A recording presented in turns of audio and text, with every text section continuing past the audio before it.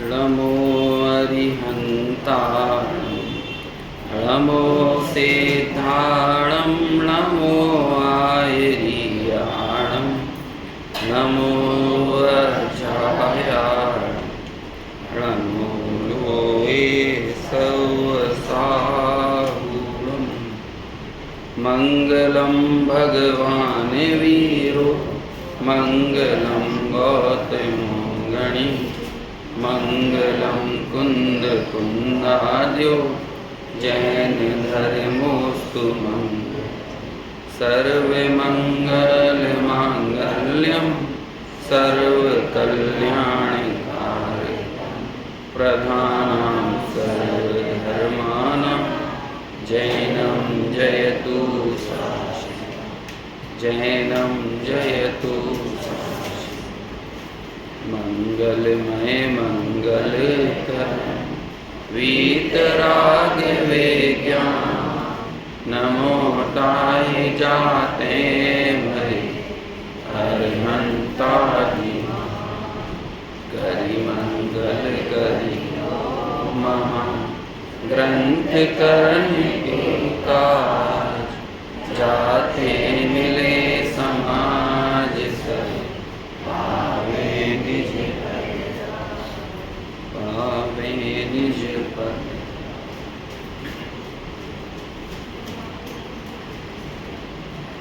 टोडरमल जी कृत मोक्ष मार्ग प्रकाशक 9वें अधिकार में पुरुषार्थ से मोक्ष की प्राप्ति, जिसके अंतर्गत पुरुषार्थ क्या है और क्यों वह वास्तविक पुरुषार्थ ही मोक्ष का सच्चा कारण है, इस पर अपनी चर्चा चल रही है। सुबह जिन विषयों पर अपन ने बात की थी वो कुछ इस तरह थे कि सबसे पहले तो शिष्य ने ये प्रश्न किया कि जो हमें गलत भ्रांति है कि हम बंध तत्व को मोक्ष तत्व मान रखे हैं, यानी जो संसार का कारण है, पुण्य बंध का कारण है, उसे हमने मोक्ष का कारण मान लिया है, तो इसमें मूल कारण तो भ्रम ही है ना। ये जो हमारा भ्रम है, इस भ्रम का कारण तो कर्म ही है। तो पंडित जी ने उसका उत्तर दिया कि हाँ भाई ठीक है तो भ्रम और कहीं ना कहीं मोह कर्म के कारण है, लेकिन वो मोह कर्म ढीला कैसे होगा, मिथ्यात्व के स्थिति अनुभाग ढीले कैसे पड़ेंगे। तो उसका उत्तर दिया कि निर्णय में उपयोग लगाना पड़ेगा। जो उपदेश ग्रहण करते हो, यदि उसमें उपयोग नहीं लगाओगे और हम ये मान के चलें कि ये तो हरि अनंत हरि कथा अनंता टाइप कुछ है, और जैसे कि लोक में एक प्रचलन में चला रहता है कि हम तो कथा सुनने गए थे और ऐसी ही कोई कथा मानकर इसे सुने और हमारे सिर्फ मनोरंजन का अथवा मनोरंजन का विषय बनाकर रह जाएं, तब तो काम होने वाला नहीं है। जो उपदेश ग्रहण किया, शास्त्रों के माध्यम से जो तत्व सीखा समझा, यदि उसमें उपयोग ना लगाए, निर्णय ना करे, तो भ्रम दूर होने वाला नहीं। दूसरी बात ये आई थी कि निर्णय करने में उपयोग नहीं लगता। आप कहते तो हो कि उपदेश जो मिला है उसका निर्णय करो, तब भ्रम दूर होगा, लेकिन हमारा तो निर्णय में ही उपयोग नहीं लगता। तो इसका कारण भी तो कौन है? कर्म ही है। यदि हमारा उपयोग नहीं लग रहा, तब आचार्य कहते हैं कि भाई ऐसी बातें यदि एक इंद्रिय आदि जीव करें तब तो समझ में आता है। तेरा दुनिया में तमाम जगह पे है ना, विभिन्न प्रकार के स्थानों पर तो उपयोग लगता है, घर में, दुकान में, मकान में, सब जगह उपयोग लगता है। यदि मकान बन रहा हो तो 24 घंटे वहीं उपयोग लगा रहता है कि अब भाई इसमें क्या कहते हैं, चुनाई का काम पूरा होने वाला है तो प्लास्टर समय में होना चाहिए, हैं 2 टाइम 3 टाइम तराई हो रही है कि नहीं, फिर उसके बाद टाइल्स कौन से लगना है, तो पहले ही से खरीदी की व्यवस्था करता रहेगा। तो यहाँ तो पूरे 24 घंटे उसका उपयोग लगा रहता है। जिन लोगों ने मकान बनवाए होंगे वो सोच लो, नया बिजनेस शुरू होना है तो बिजनेस में किन किन चीज़ों की ज़रूरत है, वहाँ पे तो बहुत उपयोग लगता है। लड़की के लिए लड़का देखना है, लड़के के लिए लड़की देखना है, विवाह की शादी की विवाह की तारीखें पक्की हो जाएं तो वो लोग 24 घंटे कहाँ उपयोग लगता है। अक्सर लोग ऐसी बातें करते हैं, कि जब भी हम स्वाध्याय में बैठते हैं तो हमारा जहाँ तहाँ उपयोग चला जाता है। वास्तविक बात यह है कि किसी जीव का उपयोग कहीं नहीं जाता। हर व्यक्ति का उपयोग वहाँ जाता है जहाँ उसने सुख मान रखा है। किसी का भी उपयोग जहाँ तहाँ नहीं जाता। आपको जब प्यास लगती है तब आप ये कहते हो कि भैया जब भी हमें प्यास लगती है तो हमारा उपयोग जहाँ तहाँ चला जाता है। बोलो कहाँ उपयोग जाता है? तो क्यों जाता है? क्योंकि वहाँ सुख मान रखा है। जब भूख लगती है तो बोलते हो कि हमारा उपयोग जहाँ तहाँ चला जाता है। कहाँ जाता है? ये प्रेमी प्रेमिका होते हैं नई उम्र में है, तो लड़के का उपयोग लड़की की तरफ, लड़की का उपयोग लड़के की तरफ क्यों जाता है? क्योंकि उन्हें ऐसा लगता है कि यही सुख का कारण है, इसके अलावा और कहीं सुख है नहीं। तो वास्तविक बात यह है कि किसी का उपयोग कहीं नहीं जाता, जहाँ तहाँ तो बिल्कुल नहीं जाता। अब स्वाध्याय में बैठ के भी आपने कहा जहाँ तहाँ उपयोग गया, जहाँ तहाँ थोड़ी गया। क्या याद आया उस समय? दुकान याद आई, घर याद आया, मकान याद आया, बच्चे याद आए। तो ये सब क्यों याद आए? क्योंकि यहाँ सुख मान रखा है। या किसी से उधारी लेना है तो वो याद आया। तो क्यों याद आया? क्योंकि वो जो पैसा मिलेगा ना, वहाँ पे हमने क्या मान रखा है? तो सबसे पहली चीज़ तो ये है कि ये क्यों होता है ऐसा कि हम जब भी कहीं अपना ध्यान में, सामायिक में, स्वाध्याय में उपयोग लगाने जाएं तो हमें ऐसा क्यों होता है कि हमारा उपयोग जहाँ तहाँ जाता है? अरे पहले ये निर्णय नहीं है कि सुख कहाँ है। ये भ्रांति जब तक दूर नहीं होगी निर्णय पक्का नहीं होगा। और निर्णय पक्का कैसे हो? कि उपदेश में उपयोग लगाए। ये समझे तो सही, ये उसके दिमाग में ये बात स्पष्ट तो हो कि सुख का कारण क्या है। और ये निर्णय कैसे होगा कि जब वो स्वाध्याय से, तत्व से, आगम से, जिनवाणी से, देवगुरु शास्त्र की सन्निधि में आएगा, तब जाकर ये निर्णय पक्का होगा। तो ये बातें करना कि भाई मेरा उपयोग नहीं लगता निर्णय करने में क्योंकि कर्म का उदय प्रबल है, तो उसे कहते हैं कि भाई तुम उपयोग लगाओगे तभी कर्म का उदय ढीला होगा। और हम और आपको तो ये कहने का कोई अधिकार नहीं है कि हमारा उपयोग नहीं लगता, क्योंकि हमारा हर जगह उपयोग लगता है, बस एक जगह उपयोग नहीं लगता। कहाँ पे? तत्व निर्णय में, निर्णय करने में उपयोग नहीं लगता। उसके बाद प्रश्न किया कि जब तक मोह का अभाव नहीं होगा तब तक हम मोक्ष का उपाय कैसे कर सकेंगे? जिस तत्व निर्णय को आप मोक्ष का उपाय कह रहे हो ना, तो उसका उत्तर ये दिया कि भाई जब तुम निर्णय पक्का करोगे, उपयोग को यहाँ लगाओगे, तब ही मोह का अभाव होगा। यदि इस कल्पना में बैठे हो कि पहले मोह का अभाव हो जाए और उसके बाद में निर्णय का, विचार का प्रयास करूं, तो ऐसा संभव नहीं है। ये बिल्कुल बेबुनियाद, बेमानी सी बातें हैं। कोई ये कहने लगे कि हम जब तैरना सीखें तब पानी में उतरेंगे, है ना?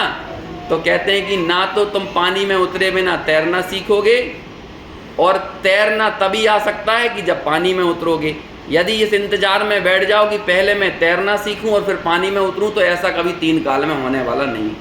ऐसे ही तुम ये सोचने बैठ जाओ कि मैं तो निर्णय उस दिन करूंगा जिस दिन मेरे मोह का अभाव होगा, तो कहते हैं मोह का अभाव ही तब होगा जब निर्णय करने में उपयोग लगाओगे। यहाँ तक अपनी बात हुई थी। अब जो पैराग्राफ हमने सुबह पढ़ा था, एक बार उसे फिर से पढ़ते हैं। Page number 311। तत्व निर्णय करने में उपयोग ना लगाए, यह तो इसी का दोष है, तथा पुरुषार्थ से तत्व निर्णय में उपयोग लगाए तब स्वयमेव ही मोह का अभाव होने पर सम्यक्त्वादि रूप मोक्ष के उपाय का पुरुषार्थ बनता है। ये हमने पढ़ा था सुबह। और यहाँ पर जो महत्वपूर्ण बात आई वो क्या? स्वयमेव ही। अब आप ये बात समझ नहीं पा रहे हैं कि कितनी बड़ी बात टोडरमल जी ने हमारे सामने कह दी है। ये हमें लोक में ऑटोमेटिक चीज़ें कितनी पसंद हैं। ऑटोमेटिक कार हो, ऑटोमेटिक क्या कहते हैं एसी हो, ऑटोमेटिक कूलर हो, ऑटोमेटिक फ्रीज हो, कितना पसंद है। ये टोडरमल जी ने वैसे ही कह दिया है कि मोक्ष ऑटोमेटिक है। बोलो ऑटोमेटिक मोक्ष कौन को चाहिए? लेकिन ऑटोमेटिक फ्रिज और ऑटोमेटिक एसी के लिए भी एक खटका तो दबाना ही पड़ेगा। ऑटोमेटिक फैन लेके आ गए, ऑटोमेटिक कार लेके आए, लेकिन वो ऑटोमेटिक कार जो आई है उसमें भी एक बटन तो दबाना पड़ेगा ना। आजकल क्या है, ये चाइना वाइना में, कोरिया में, चाइना में, जापान में प्रचलन में है बिना ड्राइवर लेस कार, कोई ड्राइवर की ज़रूरत नहीं। लेकिन आप ये बताओ, उसमें एक खटका तो दबाना ही पड़ता होगा ना कि तब ऑटोमेटिक चलती है। और उसमें भी मोड होते हैं, ऑटो मोड, ये डालना पड़ता है कि नहीं। तो वो ऑटो मोड वाला जो होता है, या तो मैनुअल ड्राइविंग करो या ऑटो ड्राइविंग मोड पे डालो, तो ये ऑटो ड्राइविंग मोड का बटन तो दबाना पड़ेगा ना। तत्व विचार वो बटन का ही नाम है, बस आपको तत्व विचार या तत्व निर्णय वाला बटन तो दबाना ही पड़ेगा। इसके बाद कहते हैं कि अब आगे का काम अपने आप हो जाएगा। सोचो कितनी बड़ी बात है। अभी मैं आपसे ये कहूं कि नहीं निर्णय मत करना, लेकिन आपसे मैं कह दूं कि भाई तुम्हारे जीवन में बहुत विपत्ति और बाधा चल रही है, तो एक काम करो कि तुम लोग 5 बार गिरनार की यात्रा करके आओ, 3 बार शिखर जी की यात्रा करके आओ, तिजारा जाओ, महावीर जी जाओ, तुरंत हम पैक करके चले जाएंगे अपनी बाधा दूर करने के लिए। लेकिन इस मिथ्यात्व की महाबाधा को दूर करने का सोच रहे हो, ऑटोमेटिक बटन कौन सा है? निर्णय में उपयोग लगाए। देखो अभी यहाँ जो मैं बातें बोल रहा हूँ ना कि निर्णय में उपयोग लगाए, तो हमें मानो हम बहुत बड़ा हमें यदि हृदय में बेईमानी भरी होगी तो हम निर्णय के नाम पर भी बहुत बड़ा छल ग्रहण कर लेंगे। वो फिर निश्चयाभासी जैसी स्थिति नहीं होना चाहिए। ईमानदारी से निर्णय में उपयोग लगाना है, ईमानदारी से तत्व विचार करना है, कदम कदम पर, हर एक जगह पर। ऐसे नहीं चलेगा कि आप घर में बैठे हैं, आने दो खाना पीना, पुड़ी पराठे, है ना, खीर खांड खा के और आलसी बन के प्रमादी की भांति काल नहीं गंवाना है। ये बहुत बड़ी चीज है। यदि आप निर्णय में उपयोग लगाओगे, आप एक बार ईमानदारी से निर्णय करने के लिए तत्पर हो, आपके जीवन में चरणानुयोग अपने आप आएगा। नहीं हो सकता। आप ये सोचो कि आप ये खाली बैठ के चाहे जो गुंताड़े लगाने का नाम निर्णय नहीं है, ये चीज समझो। सेक चिल्ली की तरह ख्याली पुलाव पकाने का नाम निर्णय करना नहीं है। निर्णय मतलब बहुत ऊंची चीज है। हम ये समझ नहीं पा रहे कि तत्व निर्णय के नाम पर हमें लगता है कि कोई प्रमादी बनाने का उपदेश दे रहा है, ऐसा नहीं है। समझो ये चीज। आपने यदि किसी आदमी से 40-50 लाख का लोन ले लिया है, आपका मन नहीं लगेगा निर्णय करने में। और आपने 40-50 लाख का लोन लिया है तो क्यों लिया है बताओ? कोई ना कोई अपनी भोग विलास की लौकिक जरूरत को पूरा करने के लिए लिया होगा ना। दुनिया में आदमी दुख का निमंत्रण अपने आप दे देते हैं। किसी के पास अच्छे से जीवन चल रहा था, मान के चलो कोई व्यक्ति सामान्य अल्टो में जीवन बिता रहा था, अल्टो मारुति 800 में। एक आदमी ने कहा क्या आज के ज़माने में तुम अल्टो 800 लेके घूम रहे हो? कम से कम अच्छी थोड़ी 10-20 लाख 15 लाख की गाड़ी तो होना चाहिए, स्टेटस सिंबल तो हो। अब उस आदमी की सामर्थ्य नहीं थी। पहले शांति से अल्टो में जीवन जी रहा था, बाकी शांति से सब काम चलते थे, घर गृहस्थी परिवार। अब वो क्या करेगा? बैंक तो तैयार ही बैठे हैं, दिन में 5-7 फोन आते ही रहते हैं, क्रेडिट कार्ड ले लो, लोन ले लो, ये होम लोन ले लो, है ना, फलाना लोन ले लो। वो तो बैठे ही हुए हैं। उसने फ़ोन लगाया कि कुछ नहीं, बिल्कुल आपका 15 मिनट में लोन अप्रूव्ड। तो भैया 15 मिनट में लोन अप्रूव्ड तो कर दोगे, चुकाने में तो 15 साल लगेंगे। अब वो क्या करेगा कि उसने अपनी सामर्थ्य से बाहर जाके क्या किया? 10 लाख का 15 लाख का लोन लिया। अब वो 24 घंटे बंद गया है EMI में। अब हो गया। अब क्या हुआ? अब आप सोचो कि इस विकल्प के साथ सामर्थ्य से बाहर जाकर भोग भोगने जाओगे ना, आपका उपयोग में मन नहीं लगेगा। और ऐसा नहीं है कि ये दिक्कत कोई मिडिल क्लास के साथ ही हो रही है। अपर क्लास वाले लोग 5 करोड़ का लोन ले लेते हैं, 50 करोड़ का ले लेते हैं, 1 अरब का ले लेते हैं, क्योंकि उन्हें भी अपना एक्सपांड करना है। अब क्या करेंगे? आपकी छोटी सी जिंदगी पैक होकर रह जाती है EMI के बंधन में। अब क्या है? जब EMI का लोड है तो पैकेज भी बड़ा होना चाहिए। तो EMI हुई 50,000 की, तो पैकेज देख रहे हैं ऐसा कि 1.5-2 लाख की कमाई हो। EMI यदि 1 लाख की बना ली तो पैकेज ऐसा होना चाहिए जो 3-4 लाख रुपए महीने का हो। तो क्या हुआ? EMI और पैकेज में एज पैक हो गई इसलिए उसका नाम है पैक एज। हो गई ना पूरी उम्र पैक। एज यानी उम्र, और पैक जिसमें उम्र पैक हो जाए उसका नाम क्या होता है? पैकेज। तो आपको लग रहा है 7 करोड़ का पैकेज, 2 करोड़ का पैकेज, 50 लाख का पैकेज, लेकिन उस 50 लाख के पैकेज में क्या हो गई? छोड़ नहीं सकता नौकरी। आजकल जिस कंपनी में आदमी जॉब करता है ना, वही कंपनी उसको लोन दे देती है। बैंकों में प्रायः होता है कि नहीं? क्या हुआ? अब आप सोचो कि आपके दिमाग में जब वो चीजें चल रही हैं, आपने भोग भोगने के लिए अपनी सामर्थ्य से ज्यादा आगे बढ़कर गए, तो आपने कोई ना कोई हथकंडा अपनाया। या तो आप बेईमानी करने पे उतारू होगे, या ऋण लेने पर उतारू होगे, या कपट करने पर होगे। किसी ना किसी तरह से 24 घंटे आपके दिमाग में क्या, आपने भोगों को बढ़ाया। आपकी यहाँ पर आपका उपयोग भी कहाँ पर बढ़ जाएगा? उस भोग भोगने की व्यवस्था करने में लग जाएगा। अब आप सोचो, आप ईमानदारी से तत्व निर्णय करने के लिए तत्पर थे, या फिर आपने बेईमानी से यह बात कही थी, हाँ भैया करना धरना कुछ नहीं है, तत्व निर्णय करो। अरे जब आप तत्व निर्णय का संकल्प लोगे ना, तो आप अपनी भोगों की इच्छा को भी घटाए बिना नहीं रहोगे। जरा सी भी फांस यदि चित्त में हो ना, आप किसी को ठग के आ जाओ, आपका तत्व निर्णय में उपयोग नहीं लगेगा। आपके चित्त में यदि थोड़ी सी, अरे जरा सा विकल्प भी पड़ा हो मन में, आपका उपयोग तत्व निर्णय में नहीं लगेगा। ये कोई आसान काम नहीं है, बहुत निर्भर बनाना है भाई। चित्त को कितना निर्भर होना चाहिए। आजकल तो हमें महाजन नहीं दिखते, हमें सब लोन जन दिखते हैं लोन लिए हुए लोग। महाजन वो होता है जिस पर कोई ऋण नहीं, समझ में है ना, कहीं भी किसी भी तरह का कोई ऋण नहीं, वो महाजन हुआ करते थे। वो महाजन कौन बनेगा? जो अपने को यथा योग्य, जो प्राप्त उदय है उस उदय में संतुष्ट रहे और उदय से निरपेक्ष गायक की आराधना करे, वो व्यक्ति महाजन है। लेकिन अपने उदय में मचले नहीं कि अभी मेरे पास इतना कम है तो मैं इसे बढ़ाने की व्यवस्था में लग जाऊं, और फिर जब उदय में मचलन होगी ना, तो फिर क्या करेगा? हाथ पैर मारेगा। हाथ पैर मारेगा तो भोगों में अपने पैर पसारेगा, 4, 5, 8, 10 अपने अगल बगल के लोगों को देखेगा, उन पे बड़ा घर, उन पे बड़ी गाड़ी, उनका जीवन ऐसा, उनका ये ऐसा। बोलो, जब आप दूसरों को ही देखोगे तो अपने आप को कब देखोगे? और यहाँ जिंदगी तो इसी में बीत रही है, या तो दूसरों को देखने में या दूसरों को दिखाने में। इसके खुद को देखने में कोई का जीवन नहीं बीत रहा। आप अपने घरों की व्यवस्थाएं देख लो, प्रायः आपके जीवन में क्या है? दूसरों को दिखाने में। 4 आदमियों को दिखा के अपना वैभव दिखाया जाए, या फिर हम दूसरों का वैभव देखें। यही चीजें तो चल रही है, अपना दिखाओ या दूसरों का देखो।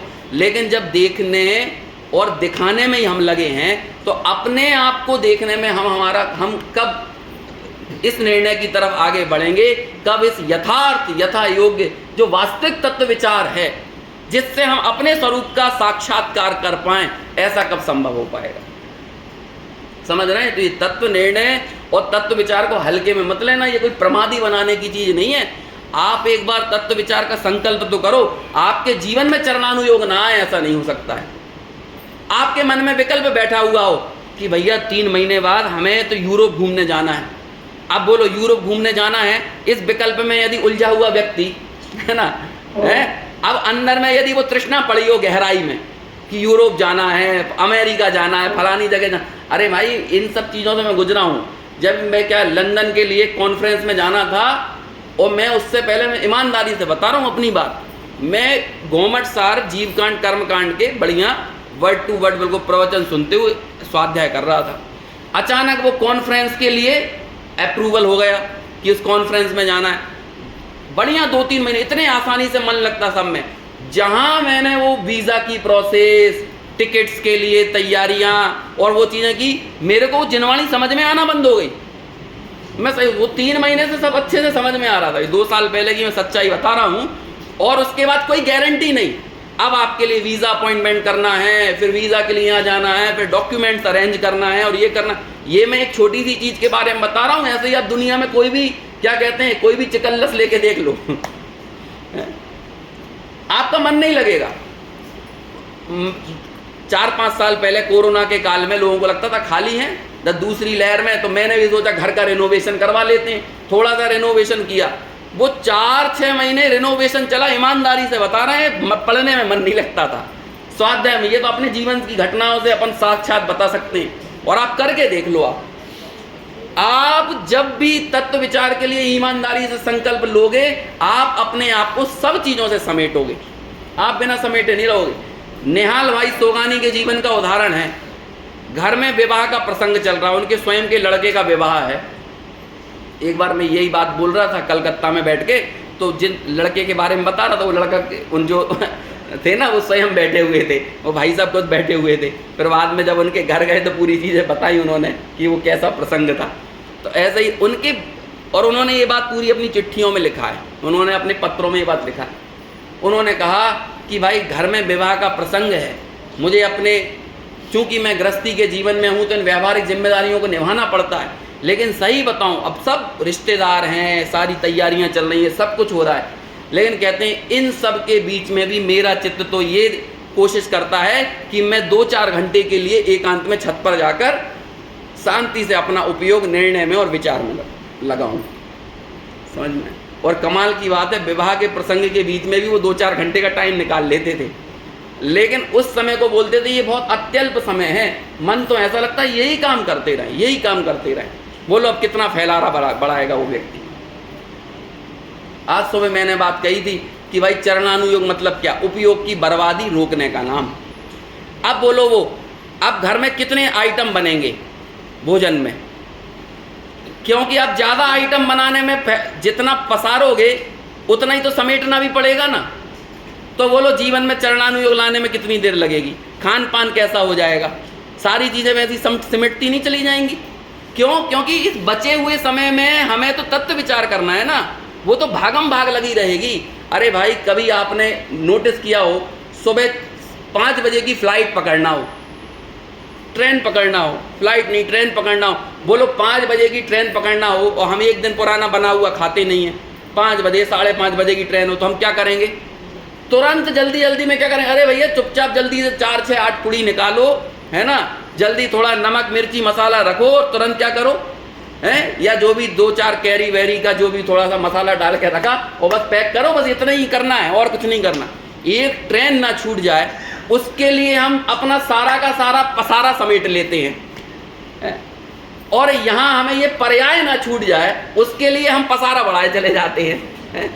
ये पर्याय छूटने का कोई भय नहीं है और वो ट्रेन छूटने का इतना डर रहता है। सोचो ये, अब जब जिस व्यक्ति को ये पर्याय ना छूट जाए तो वो निर्णय में और तत्व विचार में कितना सजग होकर अपने उपयोग को एकाग्र करके इस जगह लगाएगा।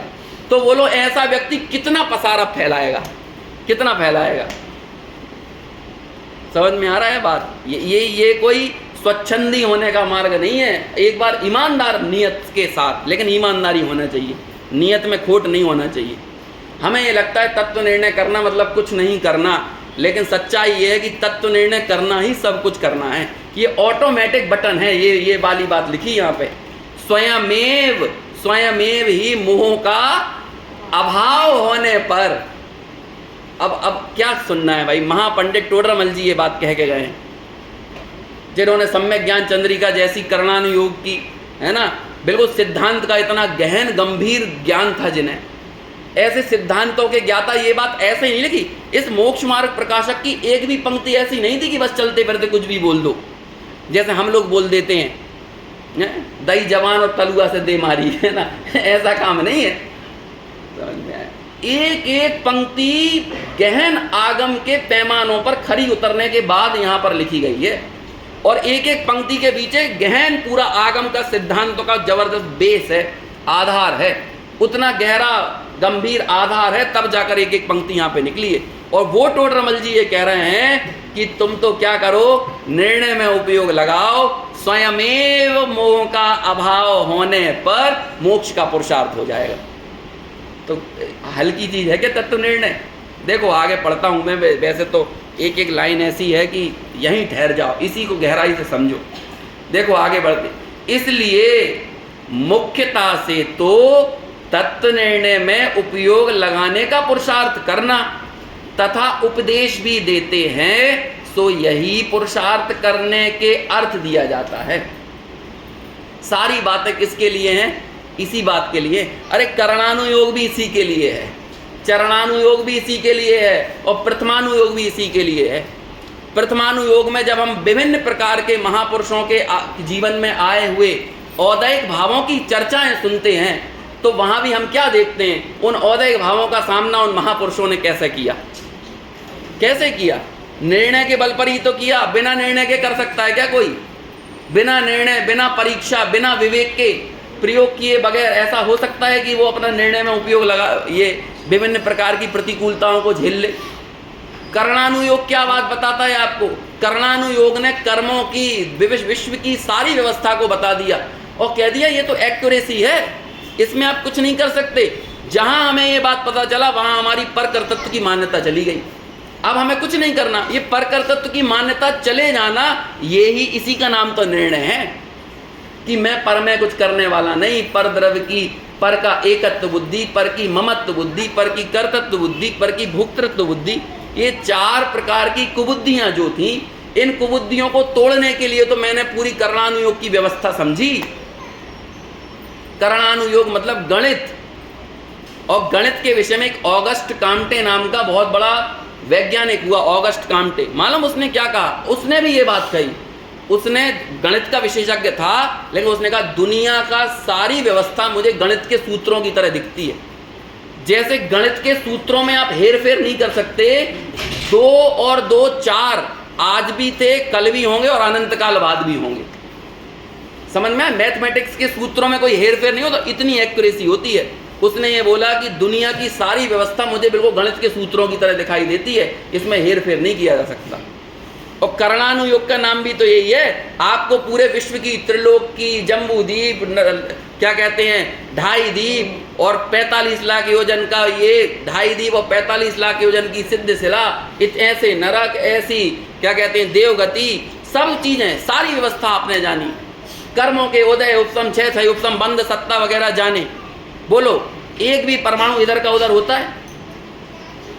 जब हम यहाँ से कोई नंबर डायल करते हैं, जो 10 नंबरों पे यहाँ पे 40 फ़ोन रख दिए जाएं, बोलो जिस नंबर पे फ़ोन करेंगे उसी नंबर पे फ़ोन बजेगा? कभी ऐसा होता है अगल बगल वाले को थोड़ा टच हो जाए और उसकी घंटी बजने लगे? क्यों नहीं हो रही? इस काम को भी कौन करता है? ये सब ये पुद्गल का जो परिणमन जो नियत किया गया है आजकल जिस ज्ञान के माध्यम से, वो भी किन्होंने किया है? ये भी गणित के सूत्रों पर केंद्रित है। फिजिक्स जो होती है उसमें क्या लगती है? गणित ही लगता है। रसायन, केमिस्ट्री जो होती है, फिजिक्स, केमिस्ट्री, इसमें क्या लगता है? मैथमेटिक्स लगता है। आप जैनिज्म का कर्णानुयोग पढ़ने जाओ, आपको पूरा फिजिक्स केमिस्ट्री वहाँ पर मिलेगी। आप पढ़ो गहराई से और आप देखोगे एक्यूरेसी। क्यों? क्योंकि ये तो बहुत ऊपरी चीज़ें, उथली हैं। ये मोबाइल का हमने ये नंबर डाला, ये तो रेस को, किरणों को पकड़ के काम हो रहा है। आप सोच रहे हैं सूक्ष्म सूक्ष्म पुद्गल, ये तो स्थूल पुद्गल है। ये भले दिख नहीं रही हमको किरण है, लेकिन ये स्थूल 6 तरह का स्कंद होता है ना, मालूम है ना? 6 तरह का स्कंद कौन कौन से? स्थूल स्थूल स्थूल स्थूल सूक्ष्म, सूक्ष्म स्थूल, सूक्ष्म और सूक्ष्म सूक्ष्म। इसमें ये किरणें तो 3रे 4थे नंबर पे आ जाती हैं। या तो ये स्थूल सूक्ष्म होंगी, समझ में आया, या सूक्ष्म स्थूल होंगी। बस ये तो ना सूक्ष्म है ना सूक्ष्म सूक्ष्म है। सूक्ष्म सूक्ष्म जो कर्म परमाणुओं की एक्यूरेसी है ना, वो बताता है कर्णानुयोग। और जब हमने वो जान लिया तो हमने कहा भैया कर्मों में भी कुछ नहीं करना। अब बोलो, आपको जब इतनी एक्यूरेसी मिलती है, ये निर्णय पक्का होता है, आपका उपयोग कहाँ जाएगा? अपने आप। चरणानुयोग काय के लिए? ये भी तो हमारे उपयोग की बर्बादी को रोकने के लिए है, ताकि हम उस संग्रहित उपयोग से, इकट्ठे किए गए उपयोग से हम अपने आप को जानने में, देखने में, स्वयं को साधने में हम हमारे उपयोग को प्रवर्तमान कर सकें। इसके लिए चरणानुयोग है। और द्रव्यानुयोग तो इसके लिए है ही। तो बोलो, चारों अनुयोग भी क्या काम कर रहे हैं?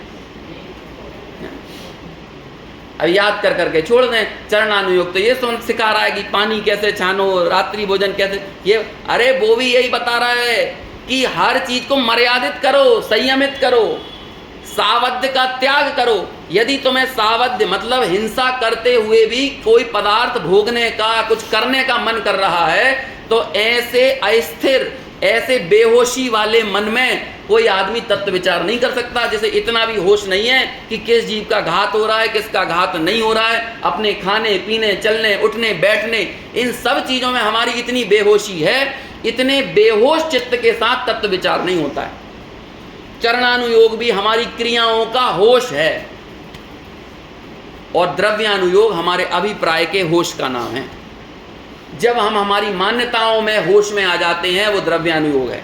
और जब हम हमारी क्रिया करते हुए होश में आ जाते हैं उसका नाम चरणानुयोग है। लेकिन वास्तव में धर्म किसका नाम है, सम्यक दर्शन किसका नाम है? होश में आ जाने का नाम धर्म है, बस। और क्या करना है? लेकिन कमाल की बात यह है, हम बेहोश थे, ये हमें तब पता चलेगा जब हम होश में आ जाएंगे। बेहोशी में रहते हुए किसी को नहीं मालूम होता कि हम बेहोशी में हैं। स्वप्न देखते हुए किसी को ये पता नहीं होता कि हम स्वप्न में हैं। हम स्वप्न में थे, ये बात कब पता चलती है? जब हम जाग जाते हैं। समझ में आया?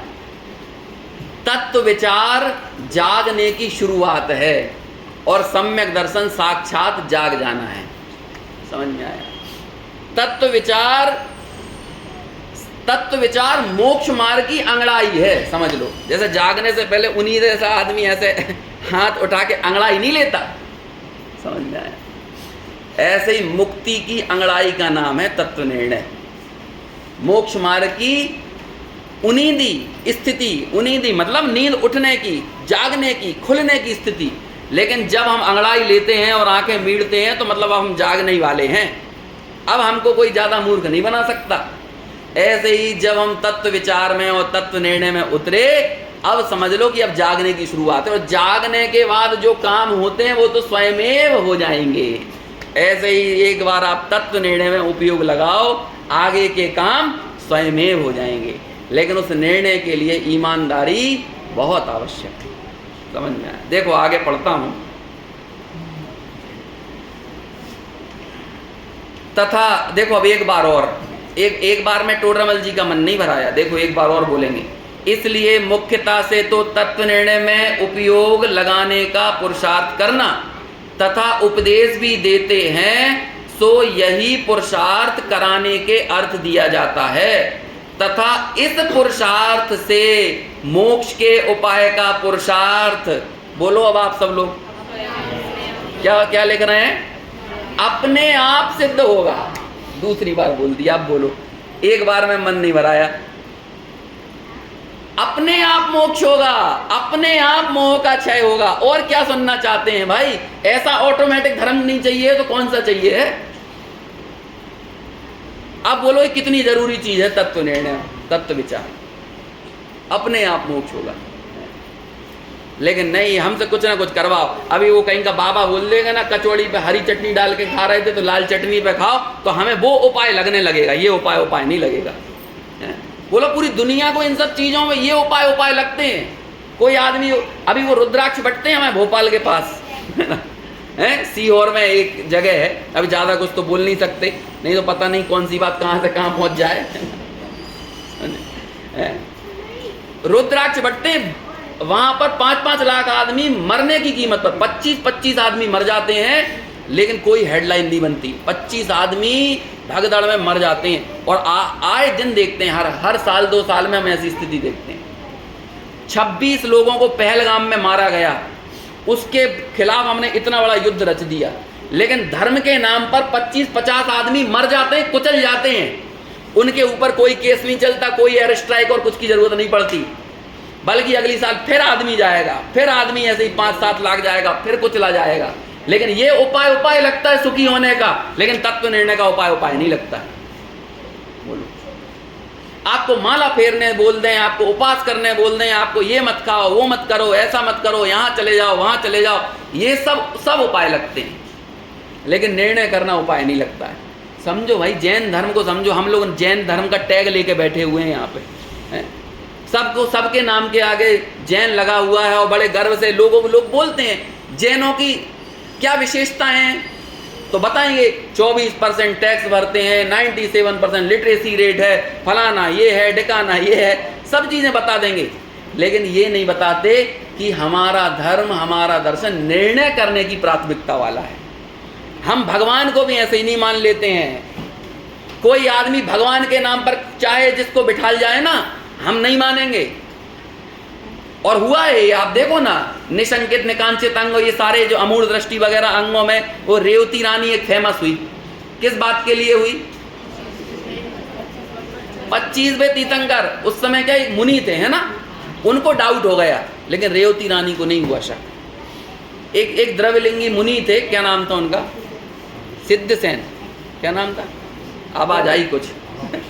भव्यसेन, अभव्यसेन। अब वो तो मुझे लगता है नाम तो बाद में रख दिया होगा उनका, अभव्यसेन। अब अभव्यसेन तो कोई मुनि का नाम होना नहीं चाहिए। बोलो कोई अपने बच्चे का नाम अभव्य रखेगा? तो कोई दीक्षा लेने वाले मुनि का नाम कोई अभव्य रखेगा?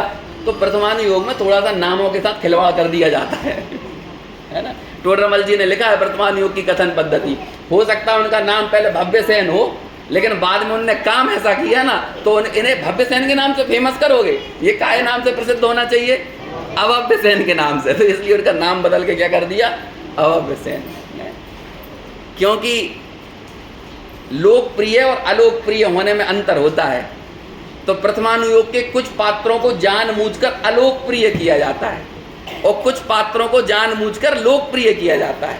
तो इस तरह से नामों में थोड़ा सा ये क्या कहते हैं उसे, रचनात्मक आज़ादी आज के समय में इसको बोलते हैं। क्या बोलते हैं? क्रिएटिव इंडिपेंडेंस, है ना। ऐसा एक नाम चलता है। जैसे कोई भी फिल्म बनती है ना, अब मान के लो भगत सिंह के ऊपर कोई फिल्म बनी, तो उसमें एक डिस्क्लेमर लिखा आता है, ये सत्य घटना पर आधारित पिक्चर है, लेकिन कुछ स्थान, कुछ नाम के पात्रों के साथ रचनात्मक आज़ादी डायरेक्टर के द्वारा ली गई है। तो ऐसे ही प्रथमानुयोग के लिखने वालों के द्वारा रचनात्मक आज़ादी ली जाती है। समझ में आया? इसे बोलते हैं। वो अभव्यसेन नाम नहीं होगा, उन्हें गारंटी से नहीं होगा। लेकिन जो भी था, एक पात्र जरूर थे ऐसे जिन्हें शंका हुई इस बात पे, और वो चले गए नमन करने 25वें तीर्थंकर को। समझ में आया? 25वें तीर्थंकर को गए, लेकिन रेवती रानी को डाउट नहीं हुआ। क्यों नहीं हुआ? क्योंकि जैन धर्म में अभी कुंदकुंदाचार्य के नाम पे कोई 4 गाथाएं लिख के दे दे प्राकृत में, जिनमें राग का पोषण होता हो, बोलो क्या करोगे आप? वो प्रमाण के रूप में प्रस्तुत करोगे? अरे कुंदकुंदाचार्य ने लिखी, देखो ग्रंथ के ऊपर नाम भी लिखा है, आचार्य कुंद प्रणीत। अब कोई लिख दे 100, 500, 1000 साल बाद ऐसा हो जाए तो क्या हो? टोडरमल जी ने लिखा ग्रंथ की प्रमाणिकता के संबंध में, कोई व्यक्ति अच्छे मोतियों में नकली मोती मिला दे तो जो पारखी आदमी है वो कभी नहीं ठगा जाएगा। ऐसे ही अच्छे सूत्रों में कोई कुसूत्र मिला दे, उत्सूत्र मिला दे, तो जो वाकई में जो जेन्युइन, जो विवेकी पुरुष होगा, जो परीक्षा प्रधानी पुरुष होगा, वो कभी ठगाया नहीं जाएगा। ये जैन धर्म की महानता है। हाँ, हुआ भी है, हुआ कई बहुत सारी जगह। उत्तर पुराण में कुछ ऐसे प्रसंग मिलते हैं। हाँ, कई जगह पे हुआ। अब कई उत्सूत्र मिला दिए गए हैं शास्त्रों में। जयचंद जी छावड़ा जब समय सार की वचनिका लिखने गए, तो उन्होंने वचनिका के पहले एक पीठिका लिखी है, बहुत बड़ी पीठिका है। उस पीठिका में भी उन्होंने ये बात कही। उन्होंने खुद प्रश्न खड़े किए कि तुम पीठिका लिखने के लिए क्यों उद्यम कर रहे हो? इसकी कोई ज़रूरत नहीं है। पहली चीज़ तो ये आत्मानुभव की और शुद्ध द्रव्यार्थिक नहीं की और शुद्ध निश्चय नहीं की बातें सुनना पढ़ना मुनियों का काम है। आप मत लिखो। आप लिखोगे जनभाषा में तो दुनिया के अनेक लोग समय सार पढ़ पढ़ के स्वच्छंदी हो जाएंगे। अच्छा है, लोगों को समझ में नहीं आ रहा समय सार, बढ़िया है, मत आने तो समझ में, क्योंकि इन्हें समझ में आ जाएगा तो जो थोड़ा बहुत इनके जीवन में व्यवहार है ना, वो भी चला जाएगा। ऐसा प्रश्न उन्होंने खुद खड़ा किया और उसका उत्तर उन्होंने दिया कि भाई जिसे स्वच्छंद होना हो वो समय सार पढ़ के नहीं, कुछ भी पढ़ के स्वच्छंद हो जाएगा। वो प्रथमानुयोग पढ़ के हो जाएगा, वो चरणानुयोग पढ़ के भी हो जाएगा। लेकिन जिस व्यक्ति की, अब ऐसे व्यक्तियों के बारे में क्या करें? उनकी होनहार का विचार करके ही संतोष आता है, बस। अब और क्या कर सकते हैं? लेकिन जो 1% संभावना है कि इस समय सार को पढ़ के किसी को आत्मानुभव हो जाए, यदि मैं ये देश भाषा की वचनिका नहीं लिखूंगा तो उन तक ये बात नहीं पहुंचेगी। और वहीं उन्होंने एक बात लिखी, इस समय सार वचनिका का लिखने का कोई उद्देश्य नहीं है, एकमात्र स्वयं को आत्मानुभव हो, सम्यक की उपलब्धि हो, और अन्य जो इसे वांचे, पढ़े, सुने, सुनाए, उसे भी सम्यक की प्राप्ति हो। इसके अलावा कोई उपाय नहीं है। और वहीं वे जयचंद जी छावड़ा लिखते हैं, ढूंढारी भाषा में बहुत अच्छे शब्दों का प्रयोग करते हैं। मैं एक लाइन उसी भाषा में बोलूँगा। तो उन्होंने कहा, जहाँ मैं अल्प बुद्धि जयचंद छावड़ा ने इसे लिखने का प्रयास किया है ना, सम्यक्त की उपलब्धि के अलावा और कोई इसका अन्य कोई प्रयोजन नहीं है। यदि कहीं कोई अपनी अल्प बुद्धि के कारण गलत व्याख्यान हो जाए है तो जो सुधी जन है इसे मूल परंपरा से मिलाकर बाँचियो, मेरी हंसी मत उड़ाइयो। है ना, मुंह पे हाथ से मत करियो, मेरे पे हंसना मत। मैंने तो बहुत पवित्र हृदय से लिखा है और उन्होंने भी ये बात ये छोड़ रखी है यहाँ पर। देखो महापुरुष जयचंद जी छावड़ा जैसे महापुरुष, इतने शास्त्रों की वचनिका लिखने वाले भी क्या बोल रहे हैं, मैं अल्पबुद्धि हूँ। ये समझते हो, ये आज जो सुबह बात निकली थी कि जब आप सम्यक के नजदीक होते हो तब आपको क्या लगता है, मुझे तो इन बातों की खबर ही नहीं थी। और जिनको भी ये लगता है कि हमें तो बद्दी खबर है हमें तो सब मालूम है, तो वो कहते हैं वो सम्यक तो सन्मुख नहीं है, वो मायावी है। गुरुदेव श्री के वचनों शब्दों में मैं बोल रहा हूँ, समझ में आया? समझो निर्णय की कीमत। देखो अब आगे पढ़ता हूँ मैं, अरे टाइम भी होने वाला, चलो एक आध दो पैराग्राफ तो पढ़ें। और देखो 2 बार अपने आप और स्वयं आ गया, समझ रहे हो ना? मैं तो आपको बार बार उस शब्द पे नोटिस करा रहा हूँ, अपने आप अपने आप अपने आप। इतनी बार मैं इसलिए बोल रहा हूँ इसे। देखो आगे, और तत्व निर्णय, ये वाला पैराग्राफ पढ़ो। इस पैराग्राफ में एक नहीं 4-5 तमाचे मारे हैं टोडरमल जी ने, है ना, ये वाले पैराग्राफ में। और तत्व निर्णय ना करने में किसी कर्म का दोष है नहीं, तेरा ही दोष है। अब वो क्या करें, लिखे हुए में जेस्चर और पोस्चर नहीं जाता ना। जेस्चर पोस्चर समझते हो ना, बॉडी लैंग्वेज। जैसे मैं बोल रहा हूँ तो बोलने में थोड़ा उतार चढ़ाव, जेस्चर पोस्चर, भाव भंगिमाएं सब जा रही हैं। यदि टोडरमल जी को ये बुलवाया जाता, बोलो टोडरमल जी यहाँ से बोल के दिखाओ, तो मैं थोड़ी सी नकल करता हूँ उसकी, कैसे बोलते हैं ना। तत्व निर्णय करने में किसी कर्म का दोष नहीं है, तेरा ही दोष है। समझ में आया? परंतु तू स्वयं तो मेहनत बना रहना चाहता है? और क्या करता है, और अपना दोष कर्मादि को लगाता है। खुद को तो मेहनत बने रहना है ना। वो एक कहावत चलती है, हम अपनी गलतियों पे तो वकील बन जाते हैं और दूसरों की गलतियों पे जज बन जाते हैं। होता है कि नहीं? दूसरा कोई गलती करे तो तुरंत निर्णय देने लगते हैं, और अपनी गलती हो तो जितनी पैरवी करना हो वो सब करेंगे। ऐसे ही जब यहाँ पे अपना दोष देखना है तो हम तो पैरवी कर रहे हैं, कर्म ने किया, भवितव्यता होएगी तो हो जाएगा, काल लब्धि होएगी तो हो जाएगा, निमित्त मिलेंगे तो हो जाएगा। यहाँ पे तो सब लग रहा है, सारी जितनी जितनी दलीलें दे सकता है वो सारी दलीलें दे रहा है, अपना दोष नहीं दिख रहा है। समझ में आया? लेकिन दूसरे के साथ ऐसा होगा तो हमें अपनी गलतियों में, हम जब अपनी गलतियां देखते हैं ना तो औदैहिक भाव बताने लगते हैं, और जब दूसरों की गलतियां बोलते हैं तो उनमें दोषी देखते हैं। अपनी गलतियों में तो औदैहिक भाव, कर्म का उदय ऐसा है, कर्म का उदय ऐसा है। उसे टोडरमल जी बोलते हैं कि तत्व विचार नहीं करना ये तेरा ही दोष है। सुन लो, ये किसका दोष है? तत्व निर्णय ना करने में किसी कर्म का दोष है नहीं, तेरा ही दोष है। परंतु तू स्वयं, बच्चा ही बोल रहा है परंतु तू स्वयं मेहनत रहना चाहता है और अपना दोष कर्मादिक को लगाता है, सो जिन आज्ञा माने सो ऐसी अनीति संभव। यदि तुम्हारी नीयत पवित्र हो, ईमानदारी हो, पाक साफ फितरत के लोग हो, समझ में आया, तब ऐसी अनीति नहीं करोगे, तब वहां पे अपना दोष देखोगे। अब देखो आगे, लेकिन तुम्हें तो विषय कसाय रूपी रहना है। क्या कह रहे हैं आगे? अब टोडरमल जी ने लिखा है, मैं तो बताना चाह रहा हूं कैसे भाव से लिखा है। अच्छा, तुम्हें तो भोग भोगना है, कसाएं करना है, मजे लूटना है, दुनिया के 5 इंद्रियों के विषयों में फंसे रहना है, तो उसे बोलना है। लेकिन तुझे तो विषय कसाय रूपी रहना है। और अब देखो आगे क्या बोल रहे हैं, तुझे तो विषय कसाय रूपी रहना। अगला लाइन आप ही पढ़ो, पढ़ो सब तेज आवाज में,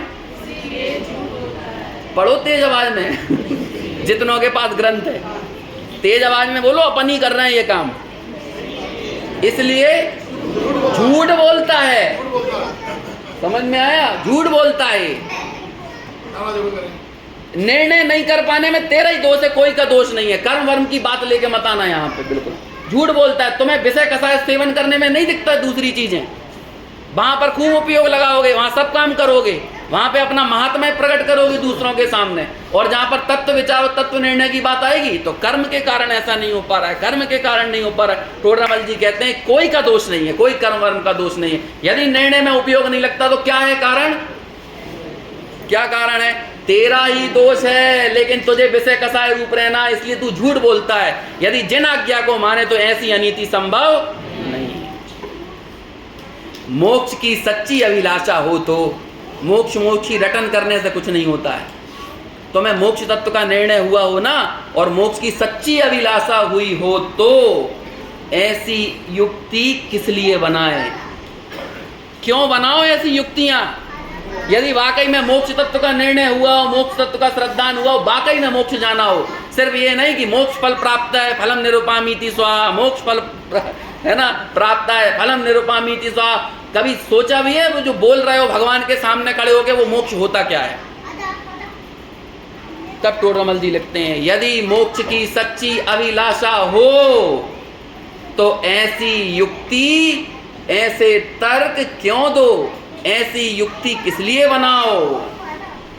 सांसारिक कार्यों में अपने पुरुषार्थ की सिद्धि ना होती जाने तथापि पुरुषार्थ से उद्यम किया करता है। एक बिजनेस फेल हो गया तो दूसरा धंधे में ट्राई, दूसरा फेल हुआ तो तीसरे में ट्राई, तीसरा हुआ तो चौथे में प्रयास। एक बार इंटरव्यू दिया, नौकरी नहीं लगी तो दूसरा इंटरव्यू, दूसरा नहीं हुआ तो तीसरा इंटरव्यू। करते हो कि नहीं? वो वाली लाइन लिखी यहाँ पे, क्या बोल रहे हैं? सांसारिक कार्यों में अपने पुरुषार्थ से सिद्धि ना होती जाने तथापि पुरुषार्थ से उद्यम बार बार किया करता है, बार बार करता है, बार बार करता है। रोटी बनाना सीखी थी, बोलो पहली बार में क्या बना था? मध्य प्रदेश का नक्शा की राजस्थान का लेकिन गोल रोटी कब बनी? बारंबार प्रयास करने से बनी क्या? नहीं। ऐसे ही दुनिया में जितने काम है वो कैसे करते? धैर्य की चीज है भाई साहब। तत्व विचार, तत्व निर्णय करना, धैर्य समझो। अरे रील के युग में आदमी के पास धैर्य नहीं बचा है। 1 मिनट की रील भी कंटिन्यू नहीं देख पाता है, प्रवचन भी रील में ही सुनना चाहता है कि वे शॉर्ट में आ जाए, रीलों में बन बन के आ जाए, प्रवचन भी बस वैसे ही स्वाध्याय करना है, वैसे ही सुनना है। कितने धैर्य की चीज है, समझ में नहीं आ रही है बात। कहेंगे मंदिर बनते हो ना, जरा देखना उनको नक्काशी करते हुए, ऐसे धीरे धीरे एक ही जगह पे मारते रहेंगे, आपका देखने में मन नहीं लगेगा। वो आदमी कर रहा है, वो आदमी लगातार कर रहा है।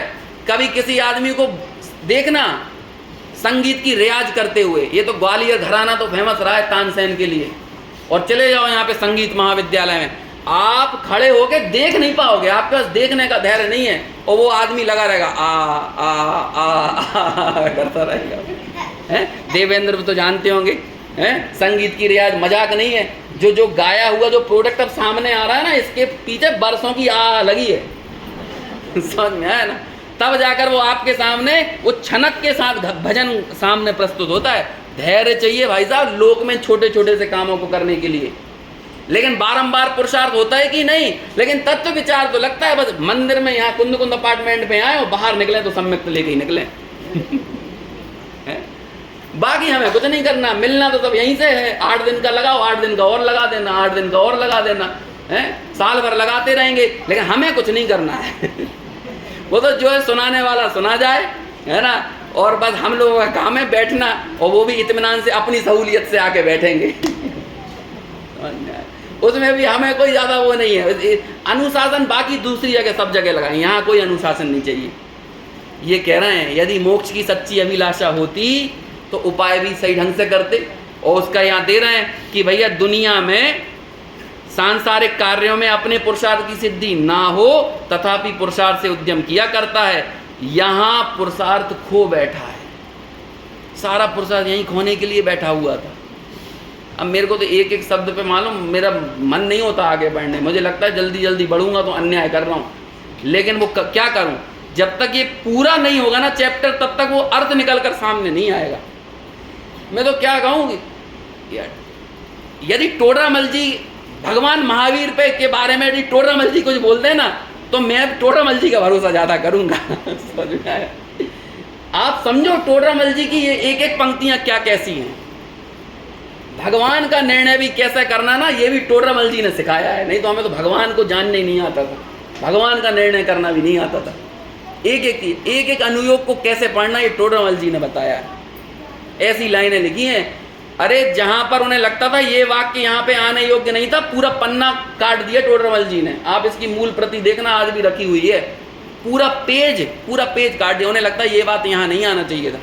इतनी सिस्टमेटिक, इतनी एक्यूरेट बात कही है एक एक जगह, एक एक लाइन में, पूरी सिलसिलेवार ढंग से, पूरे सिलसिलेवार ढंग से। मैं बोल रहा हूँ आपको, मजाक नहीं बोल रहा हूँ, मैं तो कम ही बोल रहा हूँ। इस जैसा एक्यूरेट मोक्ष मार्ग का जीपीएस नहीं है। इतना एक्यूरेसी नहीं मिलने वाली आपको एकदम। ये 3 पेजों में मैं तो कहूँ, एक तो ये 3 पेज और एक सम्यक सन्मुख मिथ्या दृष्टि का प्रकरण पढ़ लो आप। वैसे तो मोक्ष मार्ग प्रकाशक की एक एक पंक्ति गजब की है, लेकिन ये 2 प्रकरणों में आपकी बेईमानी चली जाएगी। यदि आप ये 2 प्रकरण समझ लो तो आपके भीतर का तत्व विचार और तत्व निर्णय का महात्म्य आ जाएगा। अभ्यास कैसे करना आगम का, ये टोडरमल जी ने सिखाया, समझाया है, कैसे चीज़ों को मिलाना। चलो पढ़ता हूँ, लेकिन अब जल्दी जो भी है 2 मिनट में ये वाक्य पूरा करते हैं। यहाँ पुरुषार्थ खो बैठा है, इसलिए जानते हैं कि मोक्ष को देखा देखी उत्कृष्ट कहता है। उनने कह दिया, इनने कह दिया, हमारे दादाजी कहते रहे मोक्ष फल प्राप्त है, हम भी कह रहे हैं, हमारे बच्चे भी कहते रहेंगे, हमने बच्चों को भी पढ़ा दिया है, सम्यक दर्शन प्राप्त करेंगे, सप्तभयों से नहीं डरेंगे, शुद्धात्म है मेरा नाम, मात्र जानना मेरा काम, मुक्तिपुरी है मेरा धाम। बोलो काय के लिए बोलो? देखा देखी मुक्तिपुरी लगता है मेरा धाम। मोक्ष का निर्णय हुआ है, वाकई जाना चाहते हो कि मेरा धाम तो अभी सबको दिख रहा है घर जाके, है ना, कौन से बिस्तर पे जाके सोना है, कहाँ पे कैसे सोना है, लाइट कैसी जलाना है, कैसी बंद करना है, संगीत सुन के सोना है कि मोबाइल देख के सोना है, सब कुछ तय है कि नहीं। मुक्तिपुरी है मेरा धाम, ये वाकई लगता है। मोक्ष को देखा देखी उत्कृष्ट मत कहो। यहाँ टोडरमल जी कह रहे हैं मोक्ष को देखा देखी उत्कृष्ट कहता है, उसका स्वरूप पहचान कर उसे हित रूप नहीं जानता, हित जान कर उसका उद्यम बने सो ना करे, ऐसा तो असंभव है। एक बार तुम्हें वाकई में मोक्ष किसे कहते हैं और मुक्ति की अंतर में उत्कंठा अभिलाषा जगी है, तो मोक्ष का पुरुषार्थ ना हो ऐसा 3 काल में संभव नहीं है।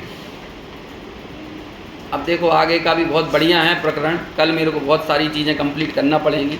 एक और पढ़ के छोड़ता हूँ बस, है ना। यहाँ प्रश्न है कि तुमने कहा सो सत्य, परंतु द्रव्य कर्म के उदय से भाव कर्म होता है, भाव कर्म से द्रव्य कर्म का बंध होता है, तथा फिर उसके उदय से भाव कर्म होता है। इसी प्रकार अनादि से परंपरा है, तब मोक्ष का उपाय कैसे करें। ये बहुत फेमस है, आपने कई बार सुना होगा अलग अलग जगहों पे, वो यहाँ से लिया गया है कि भैया भाव कर्म से द्रव्य कर्म, द्रव्य कर्म से भाव कर्म, द्रव्य कर्म। इट्स कैच 22 अंग्रेजी में कहावत है, इधर से देखो तो 2, इधर से देखो तो 2। इसी पे बहुत सारी युक्तियाँ बनी हैं, मुर्गी पहले आई कि अंडा पहले आया है ना। तो ऐसा ही है, भाव कर्म से द्रव्य कर्म, द्रव्य कर्म से भाव कर्म, भाव कर्म करते हैं तो द्रव्य कर्म होता है, द्रव्य कर्म होता है तो फिर भाव कर्म होता है। तो ऐसी संतति, ये परंपरा तो अनादि से चल रही है। इस परंपरा और इस मकड़ जाल के बीच में कैसे मोक्ष का पुरुषार्थ करें बताइए जी। तो देखो टोडरमल जी लिखते हैं, समाधान, कर्म का बंध व उदय सदा काल समान ही होता रहे तब तो ऐसा ही है। और ये वाला पैराग्राफ बिना जिनागम का, जिन सिद्धांतों का गहन अभ्यासी, वो ही व्यक्ति ये बात आगे की लिख सकता है। ये वाले 4 लाइनों के पैराग्राफ में आपको दिख तो रही हैं 4-5 लाइनें, लेकिन इन 4-5 लाइनों में है पूरा का पूरा कर्मकांड, गौमठ सार कर्मकांड, जीव कांड, लब्धि सार, ये सब का जब रस निचोड़ लिया जाए ना, तब ऐसी लाइनें निकाली जाती हैं। और ये काम टोडरमल जी कर चुके हैं, तब जाकर इतने भरोसे के साथ ये बात लिखते हैं। कर्म का उदय सदा एक सा रहे तब तो तू जो कहता है ना वही सही है, लेकिन परंतु परिणामों के निमित्त से पूर्ववद्ध कर्मों के कभी उत्कर्षण, कभी अपकर्षण, कभी संक्रमण इत्यादि उनकी शक्तिहीन अधिक होती है। कभी वो घटते हैं, कभी वो बढ़ते हैं। इसलिए उनका उदय भी तीव्र और मंद होता है। कभी तीव्र उदय होता है, कभी मंद उदय होता है। उसके निमित्त से नवीन बंध भी तीव्र मंद होता है। जब उदय तीव्र मंद हुआ, उसमें आपके परिणाम भी कम ज़्यादा जुड़ते हैं, तो उससे नवीन बंध भी कम ज़्यादा होता है।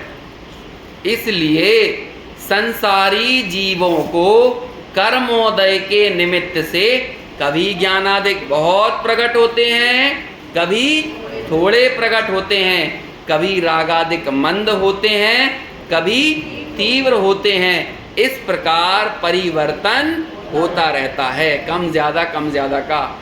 ये तो हुआ कॉन्सेप्ट, इस पैराग्राफ में हुआ कॉन्सेप्ट। अगले पैराग्राफ में बताएंगे प्रैक्टिकल। कॉन्सेप्ट क्लियर है कर्मों का? तीव्र मंद, तीव्र मंद, तीव्र मंद। अब इस तीव्र मंद कर्म के उदय में क्या प्रैक्टिकल करना है? हमारा काम कब होता है? दुश्मन पर प्रहार कब करना है? जब सामने से एकदम मुंह पर गोलीबारी हो रही हो, तब शांति से बैठे रहो बंकरों के पीछे या आड़ लेकर, तब तुम कुछ नहीं करोगे। सामने से चल रही है ना तोपें, तो वो तीव्र उदय है। लेकिन हमेशा नहीं चलेंगी तोपें। कुछ दिन, कुछ सेकंड्स का, कुछ मिनट का जब पॉज मिलेगा ना, तब तुम अटैक करना, और इतनी सही जगह पे करना, योजनाबद्ध तरीके से करना, निर्णय के साथ करना कि वहीं पर दुश्मन निस्ते नाबूद हो जाए। समझ में आया? ऐसा ही कर्मों में भी चलता है। जब तीव्र कर्म का उदय हो, तब तो तुम कुछ ना कर पाओगे, लेकिन ये हमेशा एक सा नहीं रहेगा। कब ये एक सा नहीं रहेगा, इसकी चर्चा आगे कल करेंगे।